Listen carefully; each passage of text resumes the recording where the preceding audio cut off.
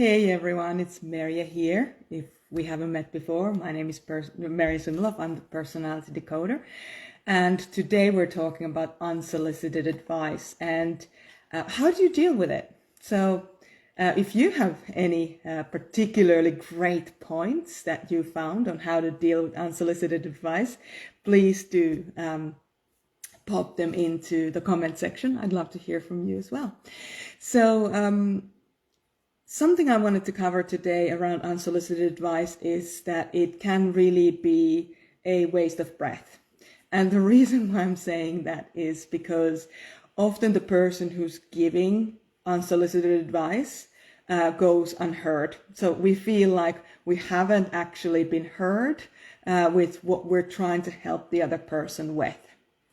Now, also, the person who's receiving the unsolicited advice is potentially going to have a problem with it because, frankly, they didn't ask for it. So they can stay or they can become irritated or they can become frustrated with us giving our knowledge to them when they didn't actually ask for it. So why do we still keep doing it?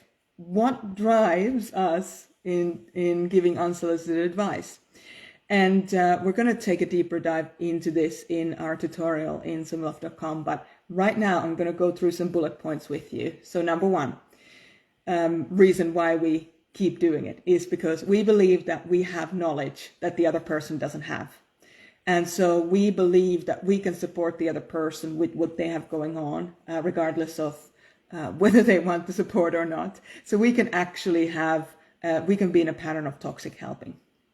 The second reason that we keep doing this is we want to assert ourselves in some way. We're playing some kind of a power dynamic or playing out some kind of a power dynamic where we stop really being present with that other person, and instead we're wanting to assert ourselves as kind of superior by knowing the other person that we have the knowledge that they don't. And this, of course, stems from insecurity. And the third big one here is that we value knowledge over relationships. So we might have a low emotional intelligence, and that, of course, is just a wiring. It's not necessarily anything negative. So what should we do in these situations? That's really one of the big questions when we do end up in situations of unsolicited advice, whether we're giving it or in particular when we're receiving it. So if we're at the receiving end of unsolicited advice, I like to put people into two categories.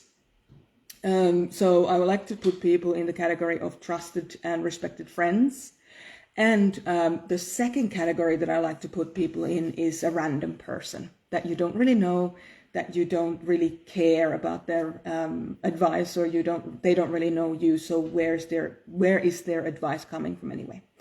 So with a trusted or respected friend, you can listen to what they're saying and maybe take on board things that you want to take on board.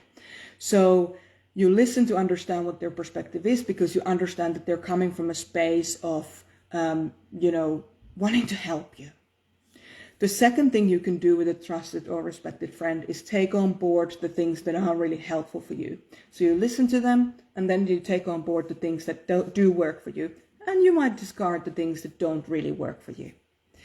The third thing that we can do with a trusted and respected friend is we tell them that, hey, I really trust your opinion about this. Thank you for sharing your observation, but I'm not really in a position to receive this. So in the future, if you can just check in with me before you share your observation, that would be really helpful. Hey, Daph, good to see you on this live video. Now, the second category of people is the random person online who's just, they have their own agenda. They're wanting to make their agenda known to you. They maybe want you to subscribe to their agenda. And with these kinds of people, what I tend to do is I tend to thank them for their feedback, whether I listen to it or read it or not, and then just leave it at that. And what I do with that is that if what they're saying, if I do resonate with them, I'll take it on board, or take parts of it on board that I feel like are relevant to me. The second thing I do, if I don't like their feedback or I don't want to hear it, I say to them, hey, I'm not really into your feedback. Thanks for making an effort, but no thank you. And that's a completely appropriate thing to say with people you don't know or respect. The third, the third thing that I do is I just walk away from the situation, because it doesn't really require any kind of a reaction from me. There's no need to react to things that aren't relevant to you. If you do have a sense of needing to react, or if you start to feel like you're obsessing over them, giving you feedback that you didn't want, then there's potentially some inner parenting work there to be done. So I really invite you to take part of that. Start putting in practice some inner parenting habits, so that you can change your particular point of focus. Because remember, this is a person that you don't care about, you don't know them, you don't trust them, you don't respect them. Not everybody gets to have an opinion about what you're doing. So those are the things that I would do with trusted people. I listen to them if I'm feeling proactive. I listen to their perspective. I take in the content that's helpful. Or if I'm not in a position to listen to them, I just say, hey, look, thanks for that. Can't really take this on board right now. Next time you feel like you have this amazing piece of information, if you don't mind just asking me. The second category, of course, is the random people. So simply thank them for their feedback and move on with my day. I might ask them to stop giving me feedback if they continue to do so, or I just simply walk away from that situation. Now, if you want to see the full tutorial for this, so we have a written tutorial on sumalov.com, which is our membership-based online academy. Head on over to sumalov.com. We'd be happy to continue this conversation there, and we certainly will, whether you will choose to join us or not. That's up to you. Wherever you are, have a fantastic day, and I will talk to you really soon.